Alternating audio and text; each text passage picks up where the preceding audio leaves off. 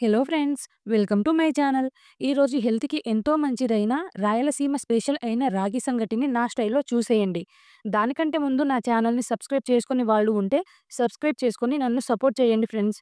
ఇక ప్రాసెస్‌లోకి వెళ్దామా? హాఫ్ కప్ బియ్యం తీసుకొని కడిగి కొద్దిసేపు బియ్యాన్ని నానబెట్టండి. రాగి సంగటి పర్ఫెక్ట్‌గా సూపర్ టేస్టీగా రావాలంటే మనం నార్మల్ రైస్ కాకుండా రేషన్ బియ్యం వాడితే మంచి టేస్ట్ వస్తుంది. ఇప్పుడు మనం ఏ కప్పుతో అయితే బియ్యం తీసుకున్నామో అదే కప్పుతో 4 కప్పుల వాటర్ తీసుకొని, అందులో మీ టేస్ట్‌కి తగ్గట్టు సాల్ట్ వేసుకొని, ఇలా వీడియోలో చూపించినట్టు వాటర్‌ని వేడి చేయాలి.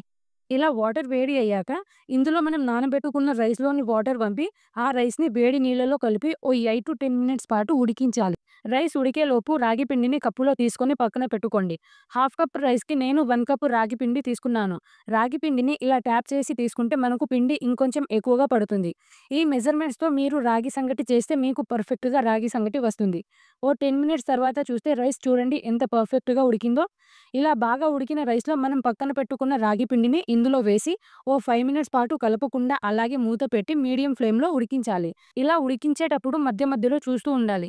లేదంటే పొంగే అవకాశం ఉంటుంది. 5 మినిట్స్ తర్వాత మూత తీసి రైస్ అలాగే పిండి బాగా కలిసేలా మ్యాష్ చేసుకుంటూ ఇలా కలపాలి. కలిపేటప్పుడు మీరు ఇలా స్పూన్ అయినా తీసుకోండి, లేదా మంచి కర్రని తీసుకొని కూడా కలుపుకోవచ్చు.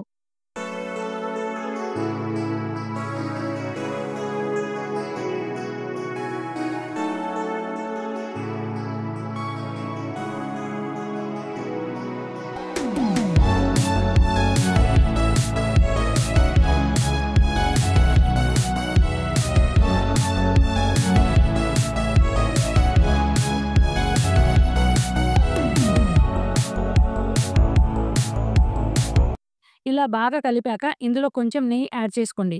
ఇక్కడ నెయ్యి ఆప్షనల్ అండి. పిండి అలాగే రైస్ బాగా కలిసాక ఓ 5 మినిట్స్ పాటు లో ఫ్లేమ్‌లో రాగి సంగటిని అలాగే వదిలేయండి. 5 మినిట్స్ తర్వాత స్టవ్ ఆఫ్ చేసి రాగి సంగటి చల్లారాక చేతికి నెయ్యి లేదా నీళ్లు అప్లై చేసుకొని ఇలా ముద్దలాగా చేసి పెట్టుకోవాలి. ఫైనల్‌గా రాయలసీమ స్పెషల్ అయిన రాగి సంగటి రెడీ. ఈ రాగి సంగటికి కాంబినేషన్ మా ఇంట్లో చేపల పులుసు. టేస్ట్ మాత్రం అదిరిపోయింది. మీరు కూడా ఈ కాంబినేషన్‌లో రాగి సంగటి చేసి ఎలా ఉందో నాకు కామెంట్‌లో చెప్పండి. Thanks for watching. By by.